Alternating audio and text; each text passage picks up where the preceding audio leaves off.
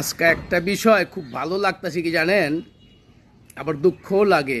আমরা এরকম এক জাতি, এয়ারপোর্টের মধ্যে এত এত কর্মকর্তা আছে, ক্যামেরা আছে, তারপরও মানুষ কেমনে চুরি করে।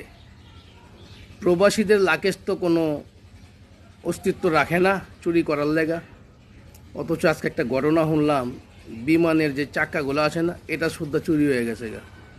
তাহলে চিন্তা করে দেখেন, এয়ারপোর্টের যে কর্মকর্তা, আমার কি মনে হয় সবাই কি চোর, নাকি বাছাই করা কিছু রিয়েল চোর আছে? সবাই মনে কষ্ট পায়েন না।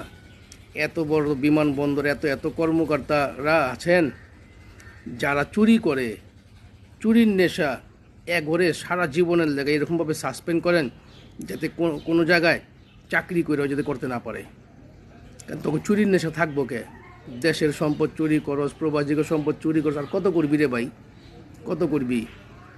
এই জন্য বাংলাদেশ সরকারে কয়া যায়, ভালো একটা কঠোর আইন না করা পর্যন্ত এই বাংলাদেশে চোর যাইব না, চুরি মুক্ত বাংলাদেশ হইব না। কি কোন আমার কলেজের বাইরে, ভালো ভালো শেয়ার করেন, মূল্যবান মতামত কমেন্ট করেন।